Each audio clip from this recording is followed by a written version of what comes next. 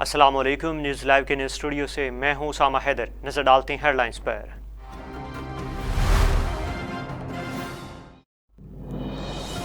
Supreme court of Pakistan میں پنجاب انتخابات کے معاملے پر الیکشن کمیشن کی نظر ثانی درخواست پر سماعت آج پھر ہوگی۔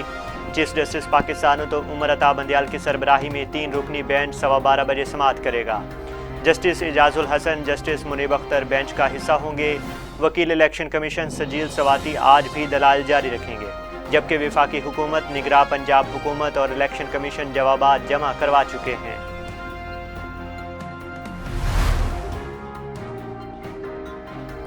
گورنمنٹ کالج یونیورسٹی لاہور کے وفد نے جناح ہاؤس کا دورہ کیا اور میجر شبیر شریف شہید نشان حیدر کے مزار پر حاضری دی۔ جی سی یو کے وفد میں طلباء اور اساتذہ شامل تھے۔ وفد نے جناح ہاؤس کے تباہ شدہ حصوں کا جائزہ لیا۔ یونیورسٹی کے vice chancellor doctor Asghar Zaidi نے 9 مئی کے دلسوز واقعات کی پرزور مذمت کی ہے۔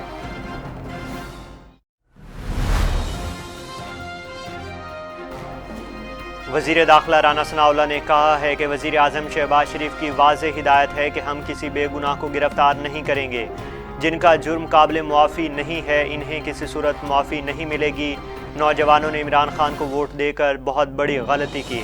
فیصل آباد میں ریلی کے شرکاء سے خطاب کرتے ہوئے رانا ثناءاللہ نے کہا کہ تحریک انصاف کے لوگوں نے ملکی دفاع کو نقصان پہنچایا، یہ کلبھوشن سے کم سزاوار نہیں ہے۔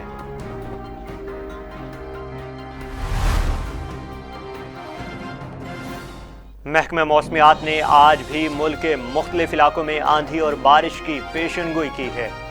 بلوچستان کے علاقوں قلعہ عبداللہ، پیشین، زیارت، دکی اور ہنائی میں موسلا دھار بارشوں کا امکان ہے۔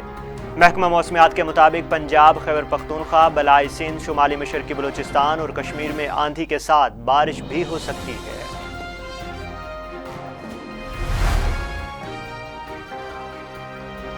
ٹی ٹی پی اور اس سے منسلک دہشت گرد گروپوں میں اندرونی اختلافات شدت اختیار کر چکے ہیں، جس کی وجہ سے دہشت گردوں کے مابین شدید لڑائی جاری ہے۔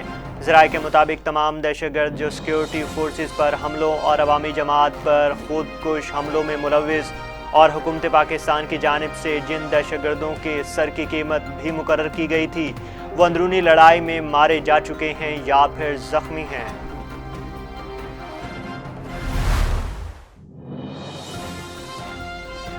تحریک انصاف کی حکومت میں ہم خیال چینا گروپ نے بھی عمران خان سے راہیں جدا کرنے کا فیصلہ کر لیا۔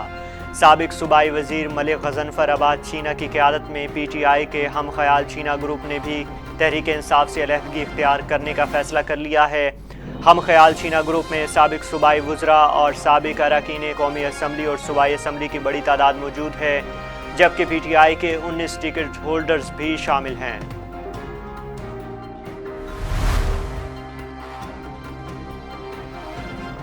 مصطفیٰ کمال نے کہا ہے کہ عمران خان کے ساتھ جو ہو رہا ہے ان کی جماعت پاکستان مخالف پالیسی اور ریاست سے نفرت کا نتیجہ ہے۔ جنرل ورکرز اجلاس سے خطاب کرتے ہوئے سید مصطفیٰ کمال نے کہا کہ عمران خان نے جھوٹ پر مبنی بیانیہ بنا کر پاکستان کے معصوم عوام کو ریاست کے مخالف کھڑا کر دیا۔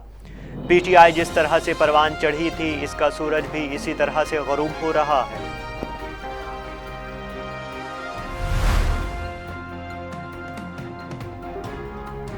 شیخ رشید احمد نے کہا ہے کہ جتنے لوگوں نے بھی پارٹی چھوڑ دی ہے وہ نظریہ ضروریہ کے تحت کئی بار پارٹیاں بدل چکے ہیں۔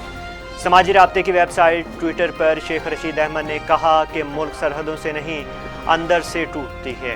پاکستان میں چادر اور چار دیواری کے بے حرمتی سے لوگوں کے دل ٹوٹے ہیں جنہیں جوڑنے کی کوشش کرنی چاہیے۔ جب قوم حوصلہ ہار جاتی ہے تو ملک سیاسی، معاشی اور اقتصادی طور پر بیٹھ جاتے ہیں۔